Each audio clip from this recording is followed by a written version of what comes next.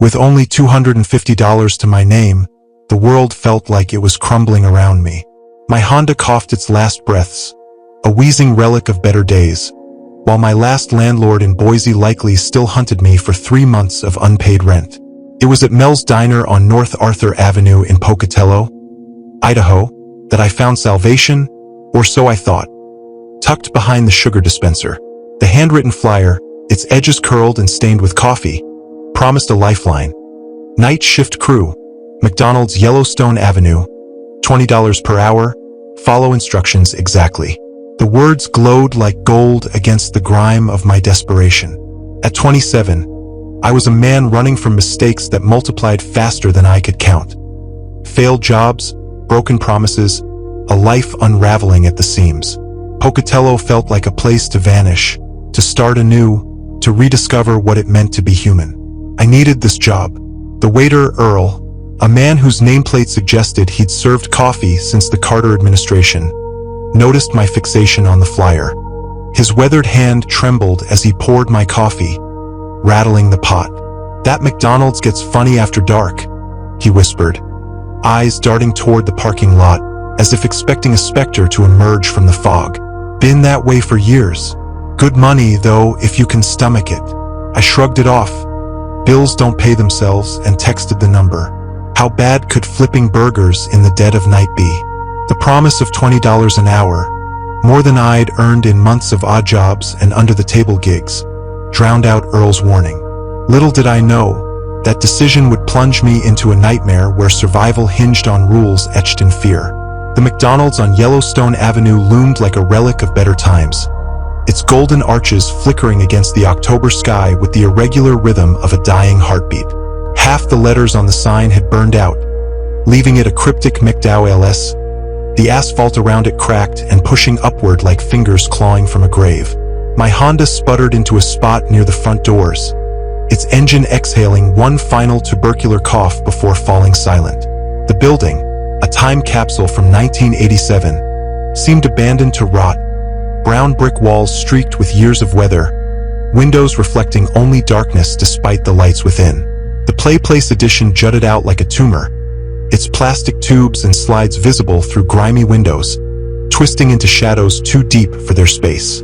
The automatic doors wheezed open, releasing a wave of air thick with grease and a sharper edge. Burnt sugar mingled with electrical ozone, the scent before lightning strikes. Inside, fluorescent lights buzzed with insect intensity, casting a sickly yellow glow that turned my skin jaundiced. The dining area stretched empty, sticky tables and hard plastic chairs encircling a play place that hadn't seen a child in years. The tubes twisted into configurations that hurt to follow, disappearing into corners where light failed to penetrate. A Ronald McDonald poster peeled from one wall, its red and yellow grin too wide, too knowing, as if privy to a joke I hadn't yet grasped. "You Riley!" A woman's voice snapped me from my reverie. She approached from behind the counter, her McDonald's polo crisp despite the decay around her. Gloria Hendricks, manager, maybe 50, with steel gray hair pulled into a ponytail that had seen better decades, sized me up with eyes like a used car appraiser. Her handshake cracked my knuckles. "You're early. I like that. Figured I'd get a look at the place before starting." "Smart," she said, her gaze flicking to the play place before snapping back. "Come on. Let me show you around and introduce you to your crew." She led me past the counter, where the fryer hummed with a low, constant vibration that pulsed in my chest. The kitchen was cleaner than expected but felt wrong, like a stage set straining for normalcy. The McFlurry machine groaned softly in the corner, and I swore the freezer door trembled slightly, though no wind stirred within. "Marcus," Gloria called toward the back office. A lanky man emerged, wiping his hands on a rag worn thin by time, maybe 40, with dark hair graying at the temples. His grin didn't reach his eyes. 5 years of night shifts had etched lines around his mouth, a testament to too much coffee and too little sleep. "Fresh meat," he said, extending a hand. "Welcome to the glamorous world of overnight McDonald's. Hope you like the smell of French fry oil and existential dread." Before I could respond, another figure appeared from the walk-in cooler. Lena, 35, compact and alert, moved with nervous gestures, her dark hair pulled back severely. Her gaze x-rayed me. 8 years, she said without preamble. That's how long I've been working nights here. Longest anyone's lasted since I started. Lena's our resident optimist, Marcus quipped, his grin faltering under her stare. Gloria cleared her throat. All right, enough chit-chat. Riley, you need to understand something about this job.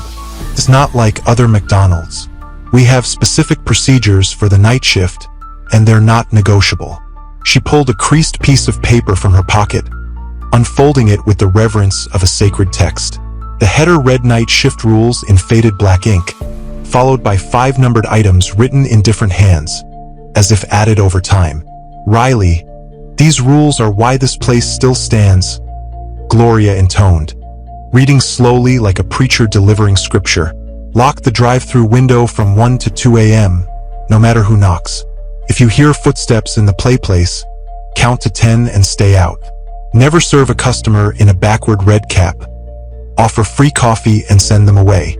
Feed the stray dog by the dumpster at 3 a.m. with patties from the blue bag. If the freezer hums like a voice, lock it and don't look inside. I stared, waiting for a punchline. The rules sounded like a stoned college prank. Are you serious? Dead serious, Gloria replied. These rules are why this place is still standing. Marcus chuckled, but it sounded forced. Don't let the spooky list scare you, kid. It's all hazing. Every McDonald's has weird night shift traditions. Lena's voice sliced through his laughter. Marcus talks too much. The rules aren't a game. Follow them or you won't last. Caught between Marcus's dismissal and Lena's intensity, I sensed 2 versions of reality clashing. Curiosity burned, but Gloria's watchful gaze suggested questions might be unwelcome. When do I get paid? I asked, already backing toward the door. Cash, end of shift, 7 a.m. sharp, she said, tossing me a uniform shirt and a set of keys that felt heavier than they should. Worn smooth by countless hands, pulsing with an odd weight. Lena will show you the ropes. Marcus, play nice. Gloria's pickup vanished into the fog rolling in from the interstate, leaving me with my new coworkers. The McDonald's felt different without her. Bigger, as if the walls had receded to make room for something unseen. I grabbed the logbook from the break room, its yellowed pages worn smooth by countless hands. The entries were sparse but telling. Knocking 1:15 a.m., ignored. Footsteps in tubes 2:30 a.m., counted to 10. Red cap customer 3:45 a.m., gave coffee, left immediately. Different handwriting traced the saga of guards adhering to the same inexplicable rules. A Happy Meal toy clown sat next to the register, its plastic eyes catching the fluorescent light wrong, reflecting more than they should, its grin too wide, too knowing. A chill ran down my spine as I stared. Lena noticed. Don't look at it too long, she said, turning it face down. Gives me the creeps. The CCTV monitor flickered, showing static for a second before clearing. I swore I saw movement in the place tubes, but the screen revealed only empty plastic and shadows. Probably just needs new cables, Marcus said, but his voice lacked conviction. The clock read 11:47 p.m., less than an hour since Gloria left, yet it felt like days. The fryer's hum grew louder, rhythmic, almost a heartbeat. The place tubes stared through the dining room window, twisting into shapes that made my eyes water. At 11:52 p.m., the first knock came, sharp, deliberate, like knuckles on bone, echoing from the drive-thru window. I looked, but the fog obscured everything. Car out there? I asked. Marcus peered out. Nope. Another knock, harder, then another, urgent, as if someone had waited hours. Probably nothing, I said, my voice shakier than intended. Lena wrote in the logbook, 11:52 p.m., unknown knocking at drive-thru, no vehicle present. The knocking stopped, leaving a silence heavier than before, the fog pressing against the windows like a living thing. I flipped through the logbook, finding an entry scratched out so hard it tore the page. Red cap 1982, never should have. The rest was obliterated.